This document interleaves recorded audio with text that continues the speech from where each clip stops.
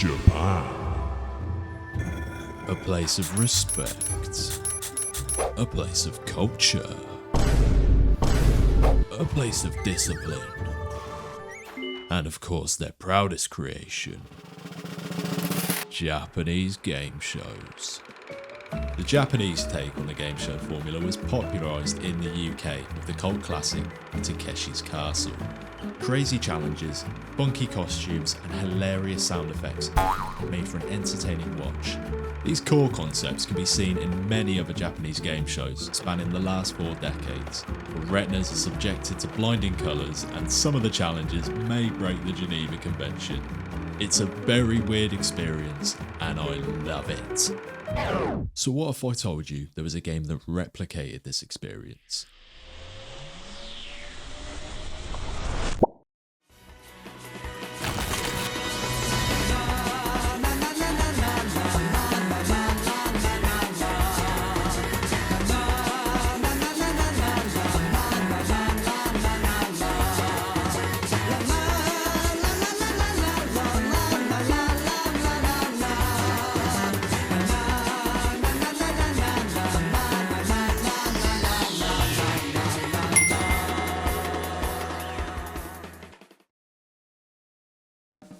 Once Upon a Katamari is the latest addition to the 20-year-old Katamari Damacy series, a funky little Japanese franchise by Namco, which first debuted in 2004 for the PlayStation 2.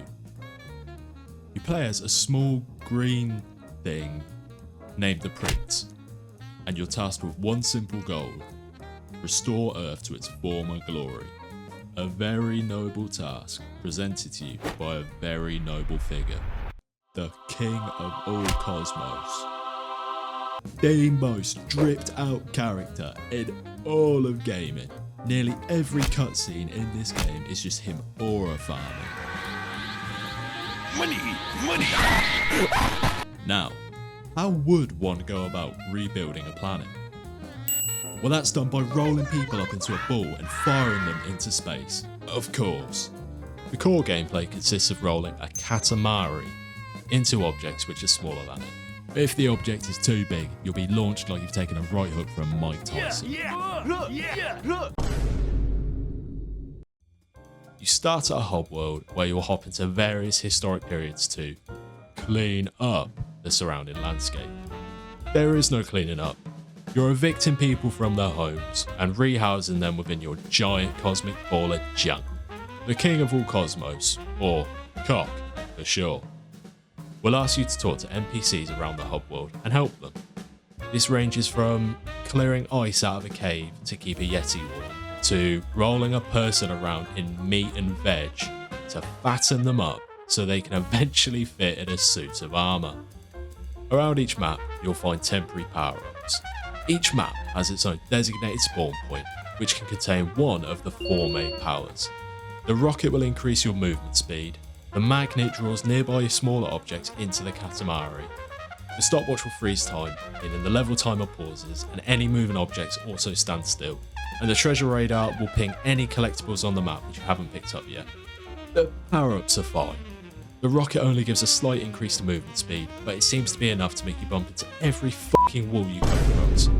To be honest, they're rarely needed and are nice to roll over if one's nearby, for an extra added benefit. What gives this game its challenge isn't the objective itself, but the act of controlling the Katamari. You're constantly fighting controls and physics to get where you need to go. This is basically Japan's version of that Sisyphus guy pushing the rock up there. You move forward by pushing both analog sticks up, and steer by pointing them in opposite directions. It does take some getting used to. Luckily, I have my Legoland driving licence, so this wasn't an issue. I will say there's something for everyone in this game. A big fan of Ark? Fuck, man! Tame a dinosaur.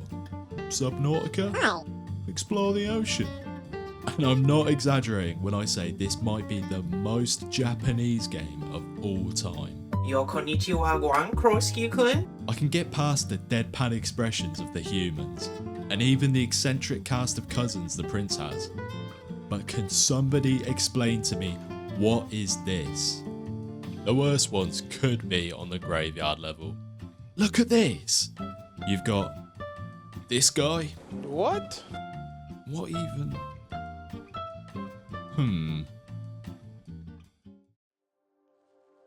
All in all, it's a fun game. A solid installment to the Katamari Damacy series. It's probably not something you're going to rack up hundreds of hours on, but if you're looking for a change of pace and you see it on offer, it's worth a go.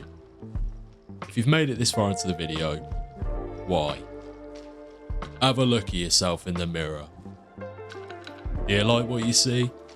Shall to subscribe, and thank you for watching.